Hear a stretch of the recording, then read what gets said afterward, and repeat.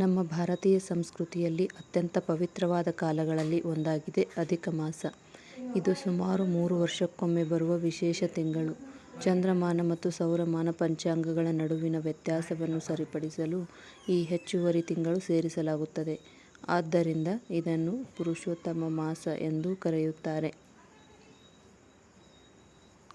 ಭಕ್ತಿ, ಶಾಂತಿ ಮತ್ತು ಸತ್ಕರ್ಮಗಳ ಮೂಲಕ ಜೀವನವನ್ನು ಶ್ರೇಷ್ಠಗೊಳಿಸುವ ಅವಕಾಶವೇ ಅಧಿಕ ಮಾಸ. ಅಧಿಕ ಮಾಸದಲ್ಲಿ ಬೆಳ್ಳಿ ಖರೀದಿಸುವುದು ಹಿಂದೂ ಸಂಪ್ರದಾಯದಲ್ಲಿ ಶುಭಕರವೆಂದು ನಂಬಲಾಗುತ್ತದೆ.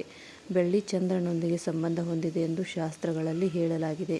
ಚಂದ್ರನು ಮನಃಶಾಂತಿ, ಸಮೃದ್ಧಿ ಮತ್ತು ಧನಾತ್ಮಕ ಶಕ್ತಿಯ ಪ್ರತೀಕವಾಗಿರುವುದರಿಂದ ಅಧಿಕ ಮಾಸದಲ್ಲಿ ಬೆಳ್ಳಿ ಖರೀದಿಸುವುದರಿಂದ ಶುಭಫಲಗಳು ಉಂಟಾಗುತ್ತವೆ ಎಂಬ ನಂಬಿಕೆಯಿದೆ. ಈ ಪವಿತ್ರ ಮಾಸದಲ್ಲಿ ಬೆಳ್ಳಿ ಖರೀದಿಸುವುದರಿಂದ ಮನೆಯಲ್ಲಿ ಐಶ್ವರ್ಯ ಮತ್ತು ಸಮೃದ್ಧಿ ಹೆಚ್ಚುತ್ತದೆ.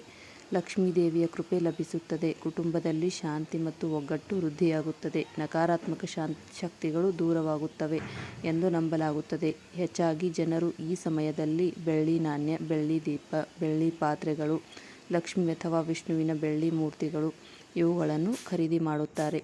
ಆದರೆ ಮುಖ್ಯವಾಗಿ ನೆನಪಿಡಬೇಕಾದ ವಿಷಯ ಏನೆಂದರೆ ಅಧಿಕ ಮಾಸದ ನಿಜವಾದ ಮಹತ್ವ ಭಕ್ತಿ, ಪೂಜೆ, ದಾನ ಮತ್ತು ಸತ್ಕರ್ಮಗಳಲ್ಲಿ ಇದೆ. ಬೆಳ್ಳಿ ಖರೀದಿಸುವುದು ಒಂದು ಶುಭ ಸಂಕೇತ ಮಾತ್ರ. ಧನ್ಯವಾದಗಳು. ಈ ವಿಡಿಯೋ ನಿಮಗೆ ಇಷ್ಟವಾಗಿದ್ದಲ್ಲಿ ದಯವಿಟ್ಟು ನಮ್ಮ ಚಾನಲ್ಗೆ ಸಬ್ಸ್ಕ್ರೈಬ್ ಮಾಡಿ, ಲೈಕ್ ಮಾಡಿ ಹಾಗೂ ಶೇರ್ ಮಾಡಿ. Thank you.